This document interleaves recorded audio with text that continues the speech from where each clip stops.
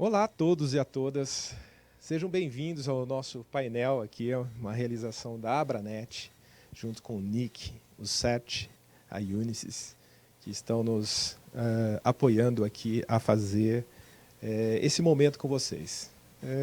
É um painel para um diálogo, um bate-papo, uma conversa entre pessoas que estão diretamente envolvidas hoje na infraestrutura que cuida, que pensa sobre segurança das redes de internet.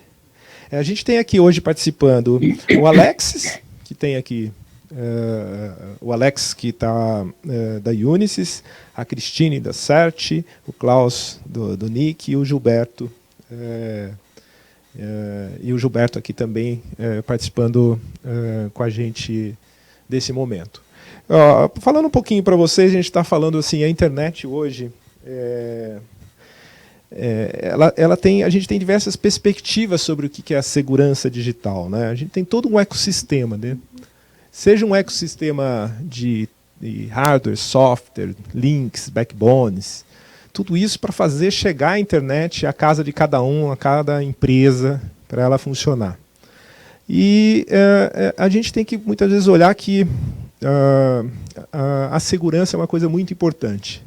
Quem é que não passa hoje por um momento de perder um dado, ou de perder um serviço, ou ser prejudicado, alguma coisa? Então existe uma preocupação como um todo na segurança. Hoje no painel a gente vai falar da segurança que envolve os provedores de internet, os ISPs, que são as redes que levam a internet até o consumidor final e as empresas, muitas vezes. Então a gente vai ter um pouco de perspectiva de como a empresa vê a segurança, como ela trata da segurança e como trata a segurança dos provedores de internet. Bom, o painel aqui, eu vou deixar o espaço para os especialistas, cada um vai ter aí alguns minutos para fazer as suas considerações iniciais, e depois a gente começa com as perguntas, e vocês podem estar escrevendo a pergunta aqui do lado de vocês. Essa pergunta chega aqui para mim no meu painel, e a gente vai estar levando ao pessoal discutir e responder as dúvidas de vocês. Tá? Bem-vindos. Vou começar passando primeiro a palavra para a Cristine. Tá, Cristine? Suas primeiras considerações, depois já passo a passar para os demais. Bom dia, Dorian. Bom dia a todos os painelistas aí. É um prazer estar aqui falando com provedores, falando com os associados da Abranet, né, que a gente sabe que tem uma gama muito grande aí de pessoas que têm sistemas autônomos. A gente tem o pessoal de hospedagem, tem empresas, tem universidades que são associados, né, então é uma gama muito diferente, né, de pessoas. Eu trabalho no CERT-BR, né, sou a gerente do CERT-BR, estou há 22 anos já trabalhando ali, e ao longo desse tempo a gente vai acompanhando, né, o que está acontecendo de incidentes no Brasil, de incidentes de segurança, e uma das coisas que a gente mais tem tentado fazer é identificar onde que está a maior parte do problema, né, onde que está realmente o cerne da questão, em cima de dados que a gente tem acesso, né? Então, o CERT, a gente tem dados relacionados com notificações voluntárias de incidentes de segurança para nós, e a gente tem dados que vêm de threat feeds, né? Que são aqueles dados de fontes que nos dão dados sobre inteligência de todos os sistemas autônomos do Brasil, né? Então, a gente tem hoje aí cerca de 8.000, a gente recebe dados relativos a isso, que vêm de várias organizações. Então, hoje, dados de ameaças aqui relacionados com o Brasil, a gente recebe do Shadow Server, do Shodan, a gente recebe isso de organizações como Spam House, de operações anti-botnet. Então, a gente tem uma gama de dados onde a gente começa a ver onde que estão esses problemas, né? E combinando isso com os incidentes também. E um dos nossos objetivos é sempre tentar achar qual é o pareto aí para a gente reduzir os incidentes, né? Lembrar daquela boa regra, né? O que é o 20% de esforço que eu posso fazer para resolver 80% dos problemas, para daí depois a gente ter braço para lidar com os outros 20% que vão sobrando. Eu acho que isso é muito importante, né? Todo mundo está super atarefado, tem equipes pequenas, tem problemas para resolver, e eu acho que uma das coisas interessantes é a gente observar, assim, a maioria dos incidentes que a gente lida, eles afetam um público variado, mas tem alguns problemas específicos que eles se manifestam nos provedores, nas empresas e nos usuários, que são problemas que afetam todo mundo, independente de quem está ali. E eu acho que o mais sério desses problemas hoje é realmente cuidado com a autenticação. Quer dizer, hoje a gente vê que quase tudo, da gerência do roteador ao seu WhatsApp, ao servidor mais importante da sua empresa, do seu provedor, ele está protegido única e exclusivamente por um login e uma senha. É uma conta e uma senha, é uma senha que em geral é fácil, é uma senha que pode ser compartilhada com outro serviço, e esse é um dos desafios hoje, quer dizer assim, a gente pensar primeiro em autenticação, e isso está afetando todo mundo. A gente hoje, por exemplo, no último ano, reduziu um pouco o número de notificações para nós de negação de serviço, comparando com 2019, que foi o recorde de todos. Mas qual é o maior problema que a gente tem hoje? Nem é tanto mais amplificação, que é uma coisa que essa comunidade aqui estava bem acostumada a lidar, mas são as botnets de IoT, né, de dispositivo de internet das coisas, botnets que têm roteador de banda larga, e esses dispositivos estão sendo comprometidos pelo quê? Senha padrão, senha fácil de adivinhar, senha fraca, né? Então, assim, esse é um problema que está permeando toda a indústria e que todo mundo tem que fazer alguma coisa, quer dizer, tem N outros problemas, né? Outras pessoas vão falar de outras coisas, mas eu acho, assim, pensar que a gente tem que lembrar do básico e não pode só pensar nas coisas mais avançadas, né? Então, essa é uma das coisas que ao longo dessa hora a gente pode discutir aí outros incidentes, mas o que a gente está aqui é para compartilhar um pouco essa nossa visão de onde estão vindo todos esses incidentes e o que está causando tudo isso. Obrigada aí a todo mundo, era minha palavra inicial. Bem, vamos passar para o Klaus agora. Klaus, está contigo. Perfeito. Bom dia, pessoal. Tá, é uma honra estar aqui participando aí do nosso painel. Eu queria dar um bom dia aí para todos os associados aí da Abranet. Acho que é extremamente importante a gente estar aqui discutindo esses assuntos. Meu nome, então, é Klaus, sou gerente técnico do CertBR, parte aqui do NIC-BR. E só reforçando isso que a Cristina acabou de falar, né, da onde a gente está tendo essa visão, vamos dizer, dos incidentes, sim, são dessas notificações que a gente recebe diariamente, né, na conta do CERT, de todos esses feeds, tá, que dão uma visão muito boa do que está, né, o que são os problemas na nossa porção aqui da internet brasileira, né, nos nossos 8.000 AS, e também de projetos, tá, de sensores que a gente tem em parceria com várias redes, onde a gente consegue ver o que são as portas mais varridas, o que acontece com uma máquina vulnerável quando colocada na rede. Então, isso vem da nossa experiência também do dia a dia. Então, se fosse para encerrar essa rápida, vamos dizer, esse início de discussão, eu queria só confirmar e, assim, reforçar isso que a Cristina falou, né? Antes da gente querer resolver problemas mirabolantes, pessoal, eu acho que, assim, uma mensagem que eu queria deixar aqui logo de cara vamos focar naquele básico, e por básico aqui, pessoal, não estou dizendo que é simples, tá? Às vezes a gente tende a focar em coisas mirabolantes do tipo, é o governo da Coreia do Norte que tem 30 zero days que vai me invadir, né? Quando, na verdade, é o script no GitHub, rodado pelo adolescente, né, que explora uma vulnerabilidade de 5 anos atrás, que, esqueci de fazer um patch do meu servidor Ubuntu, né? Então, se fosse para resumir rapidamente em 3 ações que, como a Cris falou, mataria 80% dos problemas. Mover para algo que não seja mais senha apenas. Isso vale para elemento de rede, vale para servidor, vale para qualquer coisa, tá? Vale para quem gerencia, por exemplo, recursos aqui junto ao registro BR, né? A primeira coisa que você tem que pensar o atacante agora está tentando fazer força bruta em cima de qualquer credencial que você tenha, né? Vamos para um segundo fator. Isso aí pode ser qualquer coisa, pessoal. Pode ser um Google Authenticator, pode ser um token físico, um YubiKey da vida, né? No caso, num servidor, no caso, um elemento de rede, num roteador meu, pode ser a diferença entre fazer SSH com chave ou fazer com senha, tá? Isso, então, assim, fundamental. Outra coisa que a gente sabe que é o nosso chato, mas é atualização de sistemas, pessoal, né? Mas esse servidor eu não posso tirar ele do ar. Então, ele tem um CVE lá de 3 anos de idade esperando para ser para ser explorado, né? Então, atualização fundamental, isso inclui elementos de rede também. E um terceiro ponto, certamente nós vamos voltar nele, é o mundo está tentando notificar problemas de segurança para o seu OS, né?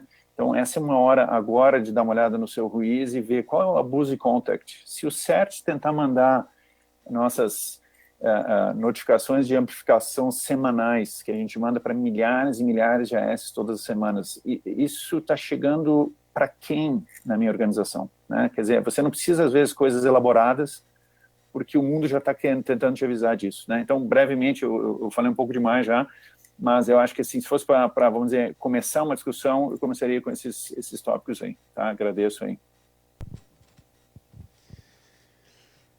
Ok. Bom, vou rapidamente passar a palavra agora para o Alexis. Alex, suas iniciais. Bom dia a todos, obrigado à Abranet pelo convite, realmente é um prazer, uma honra estar aqui com os demais painelistas, compartilhando um pouco da nossa visão. Eu sou diretor de segurança para a América Latina da Unisys. A Unisys é uma empresa global de TI, também há bastante tempo aí, 20 anos aí trabalhando com telecomunicações e segurança cibernética. Então a gente tem passando várias empresas de provedoras de telecomunicações e também de TI. E colocando aqui também um ponto interessante de uma pesquisa que é feita anualmente já há 14 anos a nível global, em 14, 15 países no mundo inteiro, sobre quais são as maiores preocupações do cidadão comum em relação à segurança.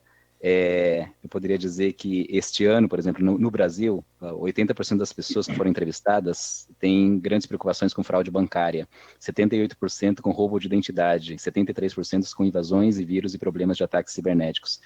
E por que isso é relevante, na verdade? Porque as pessoas elas precisam confiar no sistema digital para poder fazer negócio, para poder viver, para poder se sociabilizar, para poder estudar. Hoje, na época da pandemia, onde todo mundo está vivendo de uma maneira remota, né? Ou seja, usando os meios digitais para tudo na sua vida, seja para estudos, trabalho, lazer ou educação.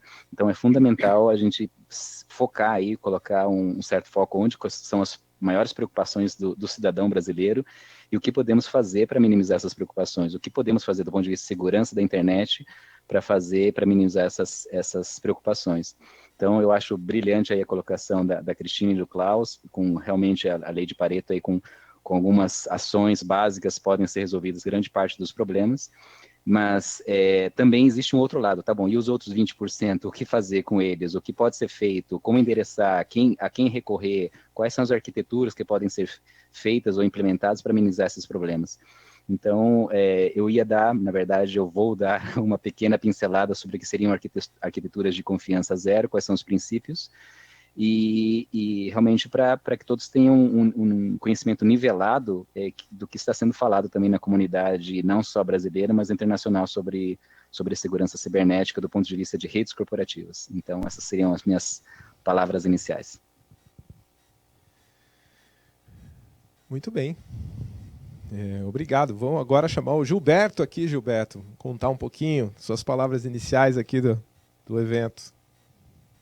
Bom dia a todos os panelistas, muito obrigado pelo apoio da Abranet, para nós podermos conversar com os associados sobre esses pontos tão importantes relativos à segurança da internet. Sou coordenador do programa Por uma Internet Mais Segura, aqui pelo NIC-BR. Eu vou fazer uma explanação geral aqui sobre o programa, tá? Só para dar uma introdução. Tá? A internet é uma rede de redes, funciona com base em cooperação e sistemas autônomos, utiliza protocolos desenvolvidos em uma época que não havia preocupação de segurança. O resultado é que não há um dia que não ocorram incidentes de roteamento da rede.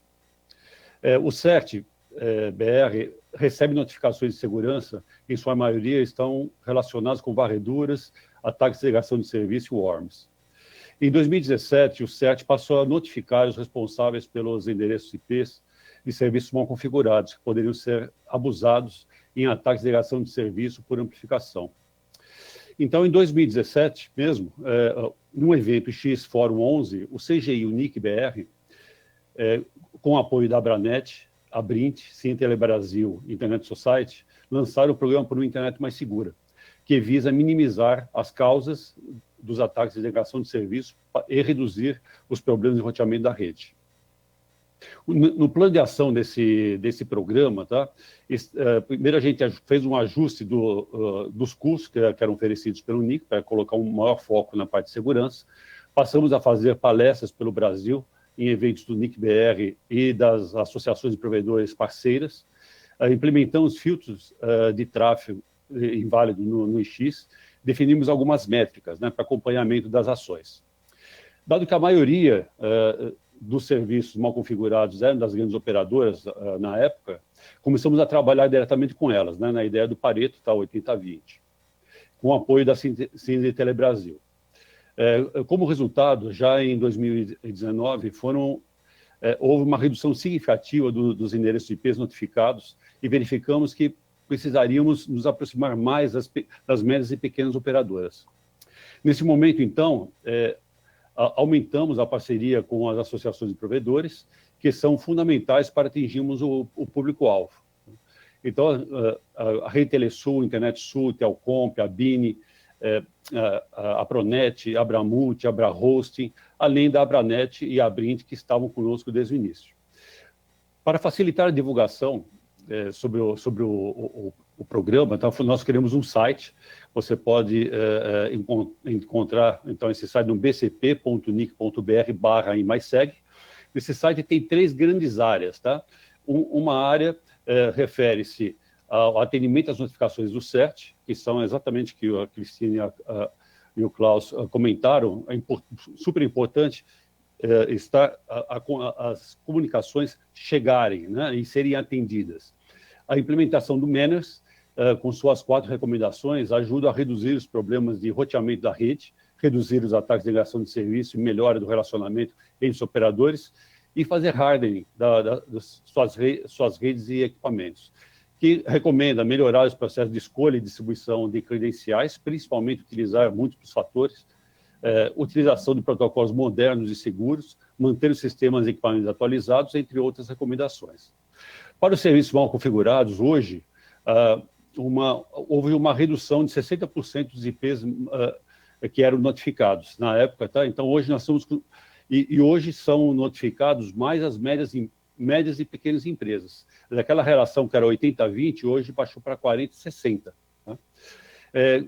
Então, mostrando aí a importância de a gente estar mais próximo, bastante próximo dos provedores. Tá?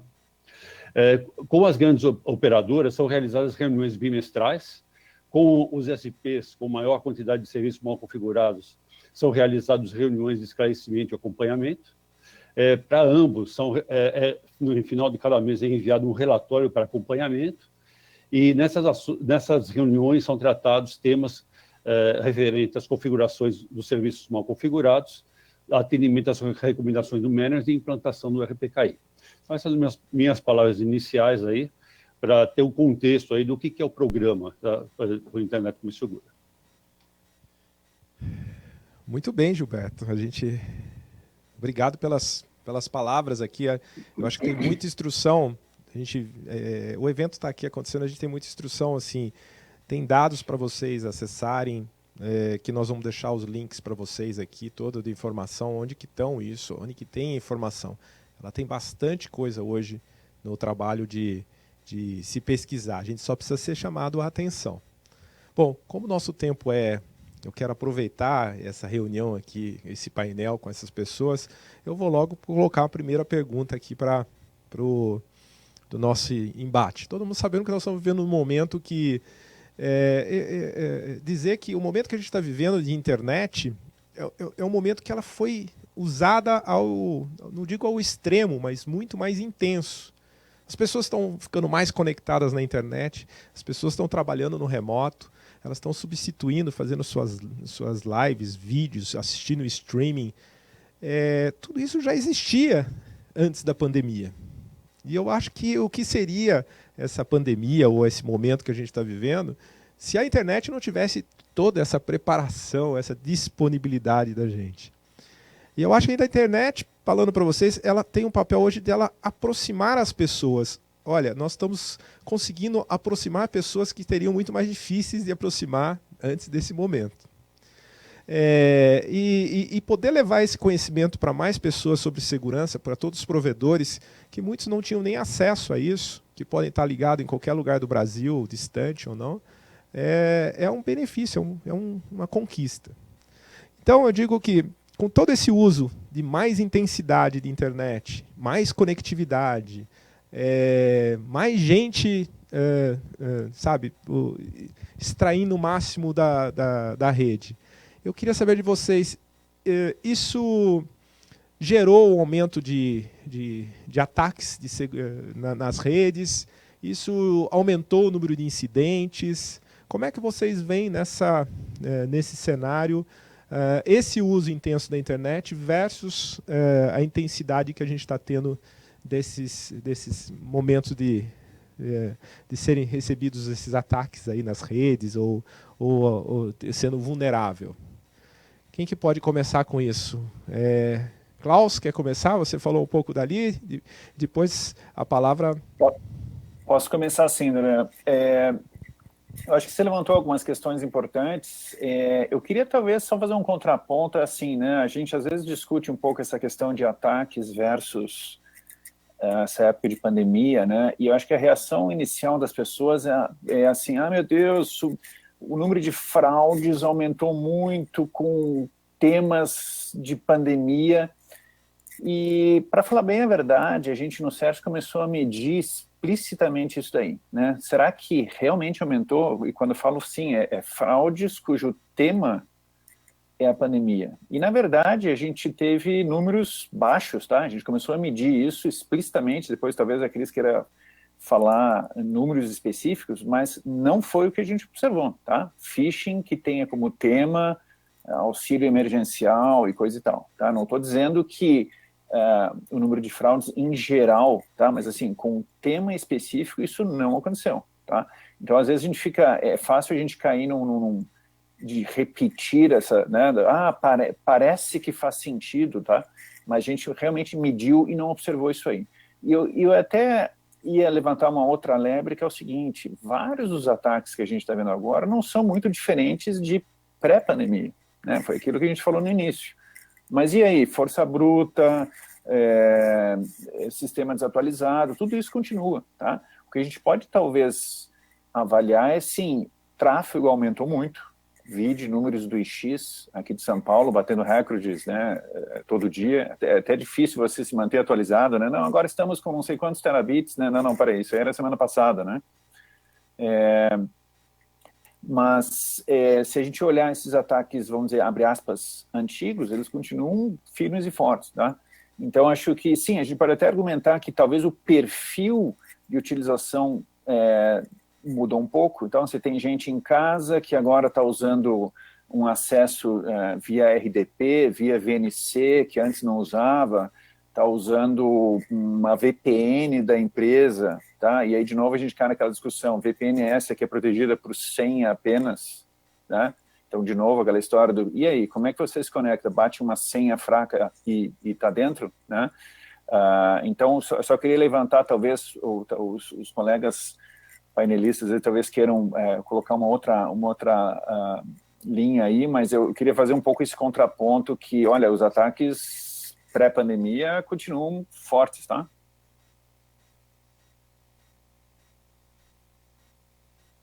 Eu vou só complementar isso que o Klaus estava comentando e fazer uma ponte com um comentário muito interessante que eu achei na pesquisa do Alexis, né?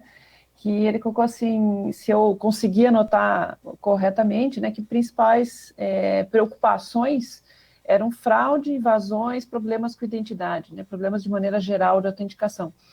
E se a gente for olhar hoje, por exemplo, fraude, né, a gente teve alguns aumentos de fraude, mas se a gente for olhar, a gente não conseguiu atingir aumento de fraude similar ao que aconteceu na época da Olimpíada ou na época da Copa, ou mesmo até a gente fez uma análise que está na página do CERT-BR, vocês vão em CERT-BR na área de estatísticas, a gente tem uma análise do primeiro semestre desse ano, né? E é muito interessante que, assim, continua sendo menor do que período de Black Friday, por exemplo. Só que eu acho que a gente tem um problema também, que é o quanto a população e os executivos e todo mundo que está vivendo esse momento de pandemia a gente nota que tem algumas pessoas prestando mais atenção, né? Então elas estão mais preocupadas com isso. Então, a gente não tem como saber, talvez precisasse de alguém da área de psicologia para saber o quanto que isso também está afetando essa percepção de que tudo aumentou, né? Mas eu acho interessante olhar que o que acabou aumentando, sim, foram ataques que eu acho que tem a ver com você querer aproveitar que está todo mundo em casa, né? A gente viu um aumento de força bruta para cima de serviços de e-mail. Então, a gente viu muito aumento de força bruta para cima de web e-mail, de IMAP, de POP. E isso, claramente, é o pessoal sabendo que todo mundo teve que mover, às vezes, para um home office meio enjambrado, e que o que a empresa conseguiu fazer foi botar um web e-mail, botar um acesso remoto, né? Realmente aumentou força bruta em cima de serviços de gerência remota, que é RDP, SMB, outras coisas. Então, foi interessante a gente ver isso, inclusive, em sensores. Sim, mas, no fundo, se a gente for olhar fraude, problema de identidade e invasões, é essa falta de patches, é esse problema, e a gente volta, como diz o Klaus, para esse círculo, assim, né? Quer dizer, a gente tem esses problemas, e o que a gente vê são esses canhões movendo os ataques para onde estão as exposições, né? Então, eu acho que isso é sempre a gente pensar que as mudanças, elas vão acontecendo, mas elas estão muito relacionadas com problemas, acho que um pouco mais básicos, mas é interessante a gente ver que aumentou um pouco a fraude comparada com o início do ano passado, mas não aumentou tanto como o segundo semestre. O segundo semestre do ano passado, a gente ainda teve mais fraude ali no período de Black Friday e Natal, e o que a gente viu foi aumentando realmente tentativas de furto de credencial de comércio eletrônico, isso aí subiu, tá? De streaming, o pessoal quer muito uma boa e velha senha de Netflix, de Globo, de seja lá o que for, e serviços de documento em cloud. Não é só o Office 365, mas também outros serviços de compartilhamento de documentos. E, no fundo, é força bruta, mas isso está, sim, acho que um pouco relacionado com o fato de que todo mundo está dependendo mais, né, dessas tecnologias aí, que estão protegidas só com senha aí. Era o meu comentário.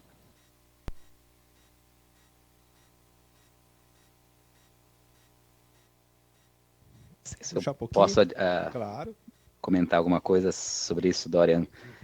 Do ponto de vista nosso aqui, eu concordo totalmente, sempre as ameaças são conhecidas e são já sempre nos acompanharam. Agora, um ponto interessante que a gente viu desde o começo da pandemia, basicamente nós estamos usando aí a internet para tudo. Antigamente eu usava a internet para fins específicos, mas de uma maneira, de um dia para o outro, de um jeito até obrigatório, né, para todos, né, ou você se adaptava ou você ficava fora, né, da nova realidade. Então, passamos a usar a internet para tudo, ou seja, desde a educação, meus filhos nunca tinham feito educação à distância, agora estão fazendo educação à distância. Faziam aula de música no conservatório, agora tem que fazer de casa com aulas virtuais. O trabalho, eu ia para São Paulo todo dia, agora já há 6 meses estou trabalhando desde casa. Ou seja, realmente essa pandemia acelerou muito a transformação digital, e a internet, mais do que nunca, ganhou uma importância absurda agora, né? Ela é a via, a infovia, é a nossa principal estrada logística que fez o mundo continuar vivendo na época pós-pandemia. E nesse cenário, é claro que a corda sempre arrebenta para o lado mais fraco, ou seja, do ponto de vista das redes corporativas, o elo mais fraco para os criminais, né, os criminosos da internet, os hackers e aqueles que visam lucro e aqueles que têm ali com um trabalho de pinça, né, onde que eles vão se infiltrar, onde eles vão ter maior ganho financeiro, se roubar algum dado sensível ou se parar alguma informação de um banco ou de grandes empresas corporativas. Obviamente o elo mais fraco em todo esse novo cenário é o acesso remoto, é o trabalho remoto. Nós vimos aí um aumento aí de 400% nos ataques às VPNs, por exemplo, que são básicas, são Virtual Private Networks, né, são acessos básicos de acesso remoto de quem trabalha em casa para acessar seus dados. Então, um aumento de 400% desde março, comparado com antes da pandemia, realmente é algo a se pensar, se agravar, e o que pode ser feito, qual que é uma alternativa à VPN ou aos gateways de VPNs que foram tão visados e tão atacados. Então, nesse conceito também, as arquiteturas de Zero Trust ou de confiança zero também podem e contribuíram muito para as empresas que aderiram a esse modelo se proteger nesse sentido aos ataques às VPNs. Então, apenas um comentário rápido aí. Só um comentário rápido. No programa por uma internet mais segura, nós trabalhamos muito na questão da prevenção, né?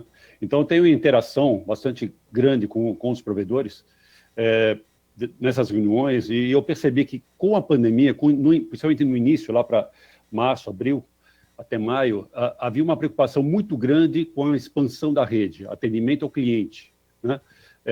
E começou a se preocupar menos com essa questão de segurança, né? E mais recentemente agora, a coisa já está um pouco mais estável para eles, tá? Então o pessoal já está trabalhando e está reagindo mais, está mais fácil conversar com os provedores. Então o que eu vi desse lado foi isso, tá? Com a pandemia, então teve um recrudescimento aí até das notificações, aumentou um pouco, e agora a gente já está vendo a coisa voltando um pouco para aquele cenário antes da pandemia. Bom, a ideia é interagir. Eu recebi uma pergunta aqui, até que eu vou... que eles estavam perguntando o seguinte: eu entendi um pouco que a gente falou que a fragilidade está na ponta, as pessoas estão usando mais as conexões em casa, né? Então tem a rede dos provedores, mas a ponta fraca. E a pergunta que chegou aqui para a gente é dizendo o seguinte: bom, nós estamos falando muito do IoT, né? Que não é só mais o computador ou o celular conectado, mas nós estamos vendo as coisas, as câmeras, a casa conectada, tal. E então perguntando o seguinte: bom, estou falando da segurança da rede, isso aí não está aumentando a fragilidade das pessoas? Ou como é que vocês veem esse movimento para a internet das coisas, que não é só mais computador, mas é tudo conectado, com o movimento da segurança das redes? Quem começa? Quer começar? Cristine, vamos começar contigo? Pode começar, sim. Vamos lá. E até esse é uma das coisas que mais subiu nas notificações nossas, foi exatamente isso, né? Botnets formadas por IoT, né? As botnets são aquelas redes de códigos maliciosos que são controladas remotamente, atacando, né? E o que a gente mais recebeu foram redes de provedores, né, de acesso, que têm essas botnets de IoT e estão gerando negação de serviço para terceiros, né? Então é bom a gente pensar assim, em geral, acho que tem um pouco a ver com aquela coisa de psicologia, né? Bem aquela história, a gente se preocupa muito com os ataques que a gente está recebendo, mas a gente vê muito pouco os provedores se preocupando com os ataques que eles estão gerando, né? Só que no momento em que você tem a sua rede cheia de IoT, cheia de problemas, gerando negação de serviço, isso está consumindo a sua banda do mesmo jeito. E está consumindo a banda de upload, que nesses tempos agora de pandemia é uma das mais, né, exercitadas. Porque é bom lembrar que quando a gente está fazendo aqui, eu estou ouvindo um eco, não sei. Então, quando a gente tem essa rede, você está tendo que gerar conteúdo, né? Não é mais aquela internet que só consome conteúdo, né? Já vem muito tempo que isso mudou. E é bom lembrar que isso é um movimento que vai depender de várias áreas da indústria, que vai depender dos provedores, talvez, demandarem melhores equipamentos, porque parte dessas botnets não são só o IoT, que é o medidor de temperatura em casa, que é a câmera de segurança. A gente está vendo muito roteador de banda larga comprometido, muito mesmo, tá? Muito roteador de GPON, de fibra, não é só aqueles antigos, eles continuam vindo com problemas, né? Como parte das atividades que a gente fez, a gente, do CERT, contribuiu junto com algumas organizações que criaram uma boa prática, né, lá no LACNOG, que é aquela boa prática para a especificação de CPEs, né, de roteadores de banda larga, e a gente tem trabalhado um pouco, dando bastante retorno. O pessoal da Anatel fez uma consulta pública e está querendo definir algumas regras que vão se aplicar a várias coisas de IoT para cobrar segurança. E eu acho que a gente não tem que pensar, e esse é um caminho que a Anatel está indo, que eu estou achando que está muito bom, que não é pensar em certificar dispositivo, mas é pensar em cobrar responsabilidade. Tem que ter patches, essa empresa tem que ter um contato para a gente reportar que tem uma vulnerabilidade, né? Mas com certeza IoT é um problema, mas a gente precisa tentar estabelecer que precisa ser um negócio mais seguro. E aí a gente também não cair naquela coisa simples de dizer, mas é porque é um dispositivo de baixo consumo, de tal. Não é esse IoT que está causando problema, né? O IoT que está causando problema não é tão baixo consumo assim, né? Ele tem bastante processamento, eles são as Smart TVs, eles são as outras coisas que a gente está botando na nossa casa sem proteger, né? Eu acho que os provedores têm um papel aí de tentar ajudar a gente até a identificar esses volumes de ataque, né? Eu sei que o Klaus tem trabalhado muito em tentar definir com alguns provedores a parte de detectar via uso de flows, via outras coisas, né? Mas é um problema, sim, não é uma coisa que está simples de resolver. Se me permite só adicionar, nessa questão de IoT, da onde que a gente está vendo no dia a dia, pessoal, esses ataques? Isso vem direto, por exemplo, além das notificações de incidente, a gente está vendo isso diariamente nos nossos honeypots, né? Como é que a gente detecta isso? Basta você emular, e o que todos esses dispositivos em comum têm, né? Esses que são infectados por Mirais da vida, e Bash Elites e por aí vai. Eles têm em comum escutar uma porta telnet, né? Assim, o que os nossos honeypots fazem? Basicamente emulam um dispositivo desse, escuta na porta 23 e oferece alguma credencial aí que o malware vai acertar a senha, vamos dizer. O que ele faz imediatamente depois? Tenta baixar um binário de algum local. A gente coleta esses binários. Então, só para vocês terem uma ideia, nós estamos falando de 20, 30 exemplares com SHA-256 únicos por dia, então não é repetição, 20, 30 novos por dia, tá? O que eles fazem nesse dispositivo? Eles se baixam, rodam, né, nesse dispositivo e se conectam num comando e controle. E nessa hora estão à mercê, estão esperando comandos de ataque do atacante. E isso aí, invariavelmente, é ataque de negação de serviço contra outras redes, né? Então, só reforçando isso que a Cristine falou, uma das coisas que a gente quer certificar que o ESP, que o AS, não seja parte da infraestrutura de ataque contra terceiros, né? Eu sei que não é nada agradável estar no lado, né, que está recebendo o ataque de negação de serviço, mas a gente tem que lembrar também que a gente não quer estar no lado que está facilitando esse ataque, né? Então, uma das coisas que eu acho que ficaria, talvez, como uma recomendação, seria o seu AS, ele está instrumentado hoje para coletar NetFlow, por exemplo, né? Por que isso poderia ser muito útil? Porque tem várias fontes públicas, tá, pessoal? Uma busca na internet acha isso fácil, de comando e controle IoT, tá? Que você basicamente baixa lá um conjunto de IP e porta, né? Uma consulta periódica nos seus NetFlows mostraria algum dispositivo, algum IP, algum cliente do seu AS se conectando nesse comando e controle, né? Então, esse é algo que seria simples, tá?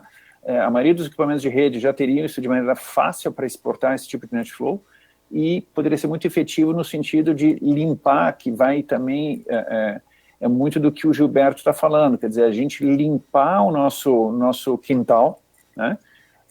E não fazer parte dessa infraestrutura de ataque, tá? Então, acho que assim seria um comentário que eu teria aí com relação aí a esses IoTs que a gente está vendo. Eu teria um comentário em relação a esse ponto, só complementando, né, a fala do Klaus, que assim, os problemas que são notificados, tá, muitas vezes o provedor acha que está só da rede dele e aquilo que está no cliente, que não está na gerência dele, isso é problema do cliente, né? É importante todos entenderem que, assim, como o Klaus explicou, esse problema está dentro do meu AS, né? Eu tenho um problema no meu core de rede que eu tenho que resolver, tenho um problema nos equipamentos que eu tenho gerência, mas também tem aqueles equipamentos que estão na rede do cliente. E ele precisa estar preparado para também interagir com o cliente e para resolver o problema.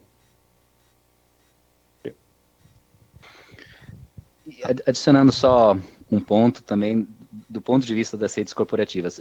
Primeiro, assim, concordo totalmente, quando eu trabalhava também em outra empresa, provedor de telecomunicações, nós províamos aí soluções de combate, né, a ataques de negação de serviço, identificamos aí, por exemplo, nas últimas 2016, começo da Hirai, onde utilizava dispositivos IoT, câmeras, espalhados no Brasil todo para fazer grandes ataques aí de negação de serviços, negação de serviço a alvos aí, até na época eram empresas que patrocinavam as Olimpíadas no Brasil. Então a gente sempre viu isso.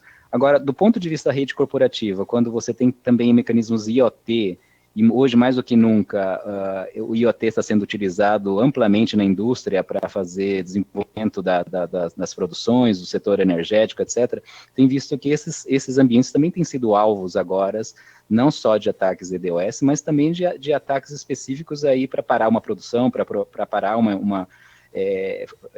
serviços de infraestrutura crítica para um país, como, por exemplo, fornecimento de energia elétrica.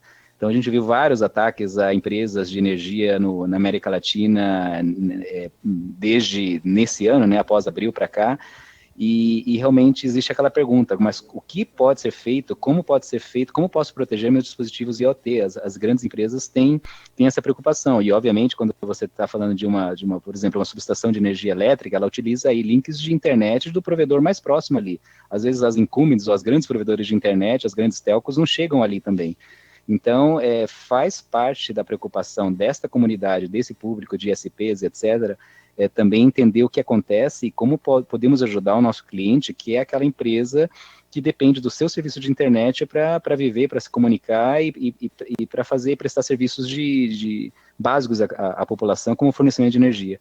Então, hoje existem também mecanismos aí muito interessantes de proteção de ambientes IoT, e, de novo, batendo na mesma tecla, com arquiteturas de microsegmentação, de segurança de Zero Trust, ou confiança zero, que podem proteger mecanismos ou dispositivos IoT que estão sendo usados aí para gerar ataques ou alvos de ataques também. Esse seria meu contraponto. Muito bem. Muito rico. Bom, é bom cada um estando contribuindo, cada um com um pedaço aqui. Tá fazendo crescer esse aproxime-se, né? Eu falo que é o aproxime-se, da gente falar o mais técnico para o mais prático, do usuário, e acho que qualquer um pode estar pegando alguns insights do que precisa fazer. Agora eu vou fazer uma provocação para vocês voltados aos provedores de internet. A gente está falando em 8 mil Autumn Systems, 14 mil provedores no Brasil, mas a gente sabe que é muito heterogêneo as pessoas que estão para as redes. Eu sei que tem um excelente trabalho de formação, de instrução, que o CERT faz na internet com muitos treinamentos e incentivo para isso. Mas a gente sabe que a realidade das empresas de internet, a grande maioria tem menos de 1.000 assinantes. Aí a realidade dos provedores também tem aqueles que vendem o banda larga para pôr num lugar onde que não chega. E é impressionante. Alguns levam fibra ótica, outros chegam o rádio e a internet vai chegando em todo lugar. Por outro lado, os provedores nascem muitas vezes do empreendedorismo, de alguém que não é de rede, de segurança. É alguém que falou assim, olha, ninguém me atende aqui na minha cidade, e como é que eu vou fazer essa internet chegar? Né? Então a gente sabe que é uma onda de querer a internet não chegar. E isso faz alguma coisa assim, a gente fala que tem provedores de provedores de provedores. Então, a gente tem um acesso a toda a informação, mas muitas empresas ainda são até familiares, são um técnico com mais 2, 3, 4 funcionários, colaboradores, e a gente já tem aqueles que estão mais evoluídos, que têm suas centenas ou milhares de assinantes, que já têm suas redes, atendem cidades inteiras e tudo mais. Se a gente tivesse que conversar um pouco para diminuir esse gap, falar um pouco sobre aquela ponta do pequeno provedor que não tem um especialista e trazê-lo um pouco mais para a realidade das redes, o que a gente poderia falar para isso? Como é que a gente pode dar uma instrução para quem tem pouco recurso e falar assim, você tem pouco recurso, o que você tem que fazer? Né? Até chegando àqueles que já têm um pouco mais de estrutura, como é que ele ajuda os outros? Né? Como é que isso vira uma corrente entre os provedores? Porque a segurança também é uma questão de corrente. Ele é um coletivo. Se você fizer seguro, outro seguro, outro seguro, outro seguro, né? Eu vou até brincar, né? A gente brinca que tem eu não sei como que cada um mora no lugar, mas tem uma coisa assim que tem a segurança solidária, né? No condomínio tem as pessoas que são amigas, né? E um avisa o outro se tiver algum incidente. Nós não ficamos esperando alguém vir me ajudar. A gente, entre nós, nos ajudamos, né? Eu queria trazer um pouco desse debate para você, para trazer a comunidade em si, do pequeno ao maior, para a gente melhorar ou para a gente continuar nessa linha da segurança. Vamos começar com quem dessa vez? Hein? Pode ser. Quer falar um pouquinho, Gilberto? Abrir você aqui, o que você vê? Depois a gente chama os demais. Ok. Bom, os provedores, né, como você mencionou, eles têm, então, vários níveis de conhecimento técnico, né? Existem os provedores mais evoluídos, que normalmente são empresas maiores, né? E tem aqueles que são pequenos, que estão ou começando e tem uma estrutura bastante menor, né? E, normalmente, esses provedores trabalham com consultores, tá? Então, eles têm um parceiro que é contratado aí para fazer a configuração da rede e até treinar suas equipes, tá? Então, o que o NIC faz, ele está trabalhando bastante em relação a esse ponto, para levar conhecimento para todo esse público, tá? Para ter um certo nivelamento, porque é importante, como você comentou, a segurança, é importante que todos tenham configurações seguras. Então, assim, o NIC tem uma série de cursos, principalmente o curso o Backup, né, que é o Melhores Práticas de configuração de rede e segurança. Ele era ministrado até antes da pandemia no modelo presencial e agora ele está online, tá? Isso tem facilitado bastante o acesso desses provedores e suas equipes técnicas em relação a esse assunto, né? Um outro ponto que nós fazemos diretamente aqui no programa, tá, são exatamente esses contatos, essas reuniões pontuais, né, com cada provedor, que nós estamos, então, sempre levando esse conteúdo de segurança, quais são as melhores recomendações para eles se desenvolverem, né? O NIC também incentiva uma lista, né, que é o GTER, que é uma lista importante, onde o pessoal técnico dos provedores participam ativamente, tá? Trocando conhecimentos em relação a vários aspectos técnicos da rede, inclusive essa questão de segurança. Então, assim, existe... o que nós acreditamos? A questão de educação. A gente precisa trabalhar realmente com essa comunidade, tá? E o NIC ele está se esforçando bastante nesse aspecto. Então, isso é um ponto que eu queria trazer aqui. Eu queria só complementar, pessoal, eu acho que, assim, fundamental isso que o Gilberto falou, eu acho que tudo passa pela formação de pessoal, tá? Eu acho que, assim, às vezes, muitas vezes a gente vê os pequenos provedores falando, mas eu não tenho recurso para comprar equipamento X ou Y, ou a tecnologia Z, mas a nossa experiência mostra, assim, que, na maioria das vezes, o que falta realmente é uma pessoa, tá, para resolver os problemas, alguém que entenda a tecnologia ou alguém que esteja disposto a aprender, tá, pessoal? Então, eu acho que isso é muito importante. Então, meio que respondendo a pergunta do Dória ali, mas eu não tenho esse profissional ainda. Eu acho que vale a dica, talvez, na hora de contratar, acho que o principal não é, talvez, alguém que já venha formado, que saiba todas essas tecnologias, mas alguém que tenha aquele brilho no olho que quer aprender, tá? E aí usar isso que o Gilberto falou, tem muito treinamento de qualidade, o NIC aqui tem vários online, a pessoa, obviamente, tem que querer aprender, né? Então, acho que aí valeria, então, essa questão de ênfase no treinamento pessoal, treinamento de quem quer aprender, tá? Vencer aquela barreira também, pessoal, do que, não, mas, peraí, esse tutorial está escrito em inglês.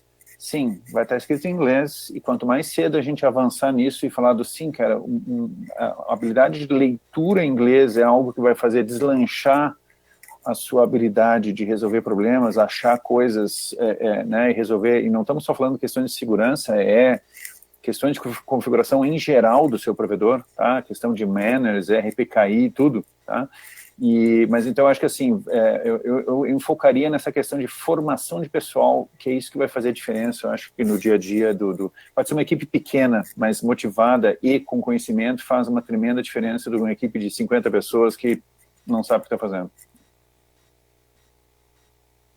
Eu vou só complementar rapidinho esse comentário do Klaus, que eu diria assim, não necessariamente o fato de ser um provedor grande é muito melhor que provedor pequeno, porque a gente já viu muito provedor pequeno que tem a equipe e é uma pessoa que faz uma diferença enorme. E ela assim, faz aquele provedor ser infinitamente mais seguro que um grande provedor que tem uma equipe de 30 e que está todo mundo atrapalhado sem saber exatamente o que fazer. A gente já viu, até inclusive em grandes provedores, um que tinha uma equipe de 10, 15, que não era um pessoal, faltava qualificação, você tinha um outro do mesmo tamanho com 2 pessoas e que faziam a diferença. Então, assim, qualificação é importante e o brilho no olho. É bem isso que o Klaus falou, assim, é pegar alguém que realmente gosta daquilo que está fazendo, e eu acho, assim, reforçar uma coisa que o Gilberto comentou, né, a gente sabe que esse cenário dos pequenos provedores tem muitos consultores, né, e é uma coisa que a equipe lá do Ceptro, que é quem dá o curso do Bicop, tem trabalhado muito, que é também chegar nesses consultores para que eles também foquem no básico, porque a gente já teve alguns incidentes graves em que era o consultor que tinha uma má prática de segurança, né? Era ele que usava a mesma senha em 15 provedores e que daí saiu tendo invasão em todo mundo porque aquela uma senha era a mesma que era reutilizada. Então, assim, é pensar que precisa demandar e quando tiver um consultor, demanda segurança desde o início, vai dar menos trabalho, vai dar menos custo do que depois ter que tentar correr atrás do prejuízo, né? Então, também pensar nisso. Por menor que você seja, é melhor, desde o início, configurar melhor, pensar em segurança, que você vai ter menos retrabalho, menos reinstalação de equipamento, menos problema para correr atrás de problemas de segurança. É pensar, assim, é um pouco mais de trabalho no começo, para ter muito mais tranquilidade depois. Acho que é pensar nisso também aí nessa parte. Só para adicionar um ponto, eu acho que foi bem discutido e as minhas dicas aqui do Klaus, do Gilberto, da Cristina, sensacionais. Eu comecei minha carreira num pequeno provedor de internet já há muito tempo atrás, então tenho um carinho muito grande por provedores de internet, me identifico muito. E só colocando um ponto que realmente a segurança é baseada num tripé: tecnologia, segurança e pessoas. Todo mundo fala isso, mas é verdade, ou seja, a tecnologia não é tudo. É fundamental você criar os seus processos, sua política de segurança e fazer o treinamento, ou seja, como o Klaus falou, como a Cristina falou, realmente eu gostei muito da palavra equipe. Se esse equipe de realmente estiver disposto a aprender a língua inglesa, se capacitar, entender, estabelecer processos, seguir processos e realmente tiver uma política de segurança e se treinar, realmente tamanho não é documento, ou seja, você pode ter uma equipe muito bem treinada e que faça a proteção de um pequeno provedor. Então esse seria só meu comentário. Eu peguei alguns pontos aí da conversa de vocês. A gente falou o equipe, mas é verdade, a gente tem vários consultores, a cadeia até chegou ao provedor. Quando a gente não sabe tudo, a gente tem que ter a humildade de falar assim, deixa eu querer aprender ou pedir ajuda. Eu gostei muito da ideia de estimular um evento ou os consultores que ajudam os pequenos provedores.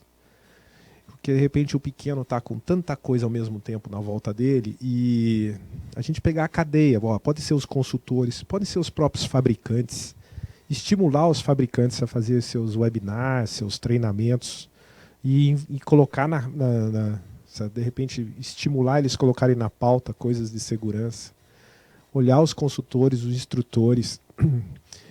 A gente precisa de estímulo. Acho que as pessoas precisam ter estimuladas. A gente criar momentos onde que estimulem elas a participarem disso. A gente fala assim, a internet ela é ampla, mas nem todo mundo vai... assim, não são todos que vamos falar de... Alguns são autodidatas, vão lá e descobrem. Outros precisam de alguns estímulos, né? Pela dor ou pelo amor, né? A dor quando tem um problema para resolver, o amor quando você tem uma paixão e um brilho no olho. Mas é a diferença que as pessoas fazem, é a que fazem nesse contexto, né? Eu queria, eu tive aqui uma pergunta que me perguntaram um pouco, que o Alex falou muito de um programa de Trust Zero, né? E me perguntaram o que é esse programa, alguma coisa. Eu ia provocar você explicar um pouquinho para mim o que é esse estudo. Eu acho que tem uma coisa que eu queria trazer do Alex, que ele falou de uma pesquisa que eles fizeram de segurança global e esse programa do Trust Zero. Coloca um pouquinho para a gente aqui disso, para a gente poder fazer um bate-bola sobre esse programa, Alex. Tá joia. Bem, rapidamente, até porque não é intuito aqui a gente se aprofundar, mas só dando uma pincelada do que seria essa arquitetura, né, de confiança zero, ou Zero Trust, né, o Zero Trust do inglês aí, confiança zero, é uma arquitetura nova que vem sendo discutida aí pela comunidade não só brasileira, mas internacional, global, sobre segurança, sobre o que fazer quando tudo mais falhar, ou seja, se realmente a gente se preocupa com tecnologia, coloca proteções de perímetro nas nossas redes corporativas, aplicamos os nossos patches ou fazemos tudo aquilo que é o básico e que é necessário, que foi discutido muito bem aqui pelo Klaus, pela Cristina e pelo Gilberto, se tudo isso falhar, como que a gente pode garantir, ou não garantir, mas minimizar os riscos de ataques cibernéticos em grandes corporações? Então, essa arquitetura Zero Trust, ela se baseia em 3 princípios básicos. Você pode criar arquiteturas de confiança zero baseados na identidade do usuário. Isso quer dizer que tudo aquilo que o usuário vai acessar, qualquer recurso, seja sistema, aplicação, dado, informação, banco de dados, vai se basear no perfil do seu usuário, ou seja, que nível de permissão ele tem dentro da rede, e também do seu contexto, ou seja, esse usuário está sendo atacado ou não, ou seja, entra muitos os conceitos de contexto, não são seguranças estáticas, são seguranças que dependem de contexto. O dado que ele está sendo acessado está sendo comprometido nesse momento por algum outro malware, por algum outro incidente, então é seguro que se o usuário acesse esses dados nesse momento que esse dado está sendo comprometido. Então, são permissões dinâmicas de acesso aos recursos da rede, dependendo do perfil do usuário e do contexto da rede. Uma segunda arquitetura possível dentro de confiança zero trust são microsegmentações, ou seja, não falar, o que é microsegmentação? Também está na moda hoje o pessoal falando de microsegmentação, mas nada mais do que fazer microsegmentos onde a gente decide quem vai estar dentro do mesmo microsegmento. O microsegmento pode ser tão pequeno como uma única aplicação, um único servidor, ou pode ser um conjunto de aplicações, conjunto de servidores. Então, você fazendo microsegmentação da sua rede, você diminui a superfície de ataque, e em caso de malwares, você limita os movimentos laterais que podem contaminar os seus bancos de dados ou suas informações que estão, por exemplo, em um data center. E o terceiro jeito, o terceiro modelo de arquitetura Zero Trust seria baseado em SDNs, ou Software Defined Networks, ou redes definidas por software. Ou seja, é possível criar um overlay de rede virtual em cima da rede IP do cliente, mesmo que ela seja toda feita através de acessos à internet, você pode criar uma rede virtual por cima, e essa rede, todas as permissões são definidas por software. Agentes, gateways, se comunicam entre si, e você pode fazer uma rede criptografada, fechada, com permissões baseadas em contextos, com firewalls dinâmicos que se baseiam, que abrem ou fecham portas de acordo com o contexto da rede, se essa rede está sendo sob ataque, se tem vulnerabilidades, etc. Então, realmente, são redes muito interessantes, vale muito a pena dar uma estudada sobre isso. Quem usa essas redes hoje são as grandes redes corporativas, os bancos estão começando a implementar essas redes corporativas, grandes governos, nações, etc., estão implementando esse tipo de rede, e a gente entende que com o correr do tempo isso vai se popularizar cada vez mais. Então, eu dei um material de apoio também junto aqui com a Abranet, para que vocês possam fazer um download. Uma empresa internacional, um órgão internacional, chama NIST, né, National Institute of Standards and Technology, acabou de publicar, mês passado, um documento técnico sobre arquitetura Zero Trust, SCP 800/207, também está disponível na internet para todo mundo baixar, e vale a pena dar uma estudada sobre esse assunto. Dorian, com você. Eu não queria deixar escapar que a gente diz que a internet tem várias perspectivas de segurança, dentro do lado corporativo, dentro do lado das transações, dentro dos ISPs. Então é uma comunidade.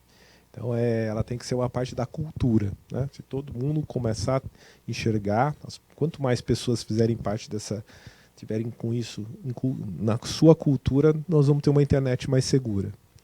Olha, eu sei que a conversa começa a pegar coisa, daí a gente olha o relógio e fala assim, já foi, né?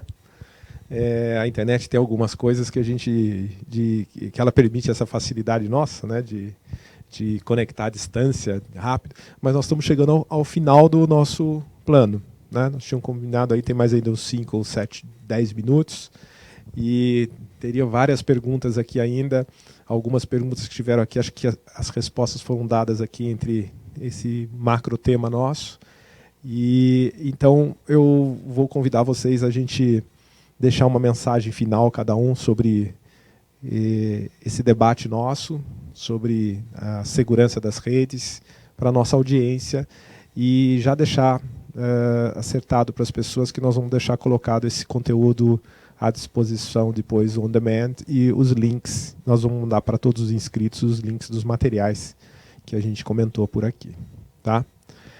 Bom, vamos começar então, vou voltar de novo. Klaus, quer começar com suas palavras finais aqui do nosso painel? Posso começar sim, Durano, obrigado. Pessoal, então, eu acho que assim, foi um prazer ter participado aqui.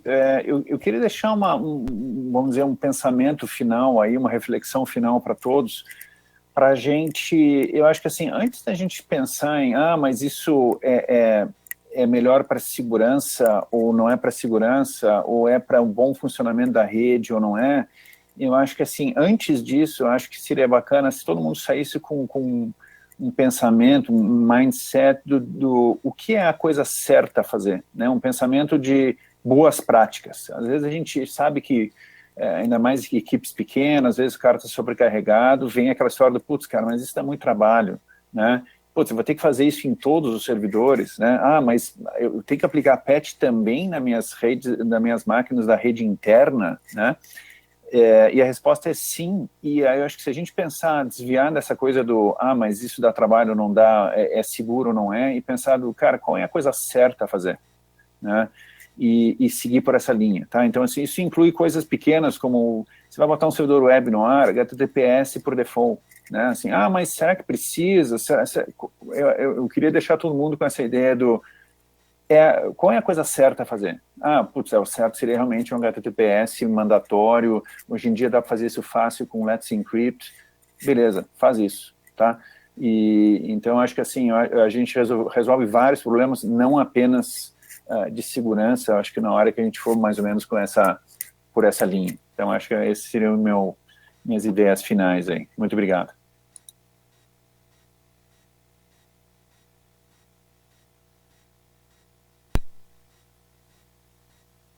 Bom, Cristine, acho que deixo com você, depois o Alex, e na seguida aqui o Gilberto.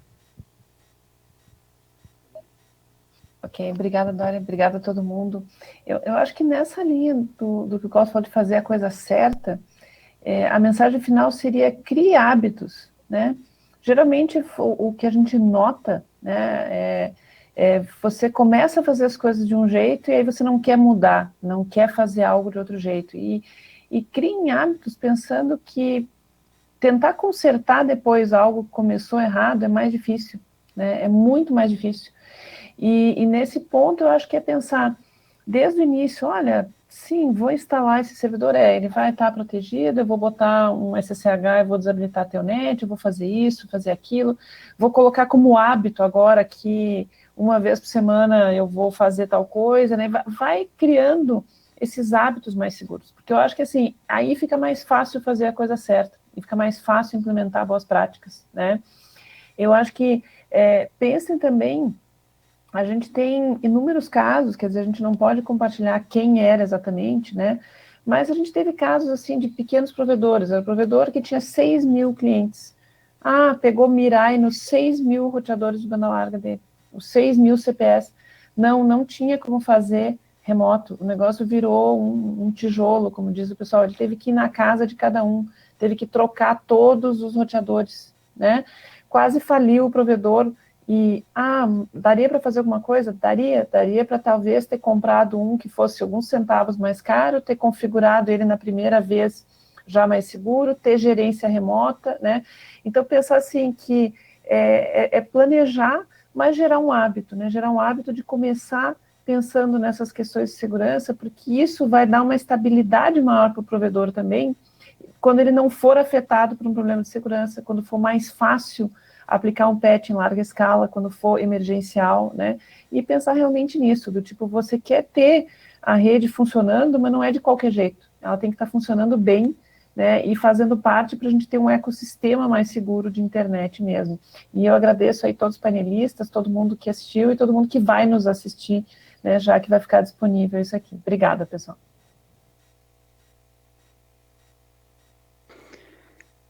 Bem, já dando minhas palavras finais, eu queria dizer o seguinte: essa comunidade, os provedores de internet, os ISPs, etc., ela é responsável pela transformação digital do Brasil. E por quê?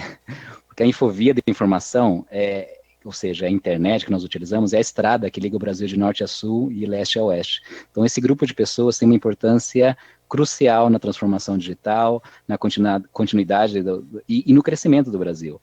E a segurança, a gente pode dizer que ela é a habilitadora, chave dessa transformação.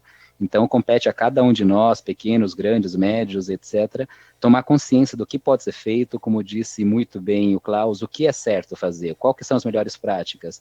Eu sou pequeno, por onde começar? Isso também se aplica a mim? Sim, isso se aplica a todos, ou seja, conceitos de segurança básica se aplicam a todos.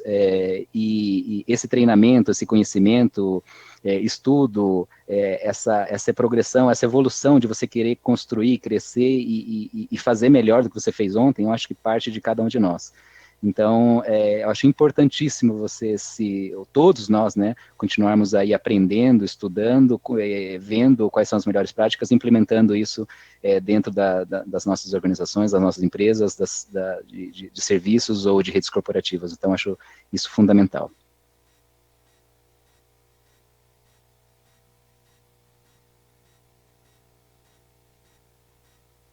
Bom, minhas últimas palavras é o seguinte: a segurança da internet depende das configurações e práticas adotadas em cada rede participante. Nós conversamos sobre isso aqui. Utilizem recomendações de segurança modernas na definição de processos e configurações de suas redes. Ter uma rede mais segura reduz os seus custos e cria um diferencial competitivo. Como disse um provedor, um dono de provedor, num depoimento, achei muito interessante, tá? Quando o cliente adquire um serviço de rede, ele espera que essa ponte entre a casa dele e a internet seja segura. Ou seja, o seu cliente está entregando o tráfego para você. Cuide dele. Trate esse tráfego da maneira mais segura possível. Então, assim, eu queria agradecer a todos os panelistas, a Abranet. Acho que foi um evento muito legal, muito, muito interessante mesmo, tá? Muito obrigado. Muito bem a todos. Quero fazer aqui um agradecimento. É o nosso papel da Abranet aqui em fazer essa ponte, de reunir pessoas assim e distribuir isso para toda a comunidade. A Abranet está completando 24 anos esse ano. Ela faz parte da história da internet. O CGI também está completando 25 anos. Estamos fazendo 1/4 de século efetivamente de um trabalho que fez a gente chegar até aqui, né? E a gente tem percebido que a comunidade, né, essa jornada dos 25 anos faz a gente... Nós não estamos agora aqui por mero acaso. É muitas conquistas, muito trabalho, muita dedicação para chegar a isso.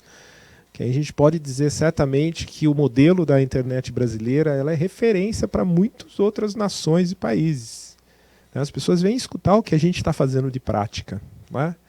A gente tem aquele jeito brasileiro de dar um jeitinho, mas realmente tem muita coisa boa que a gente tem que se orgulhar de estar no Brasil. Nós somos um país imenso.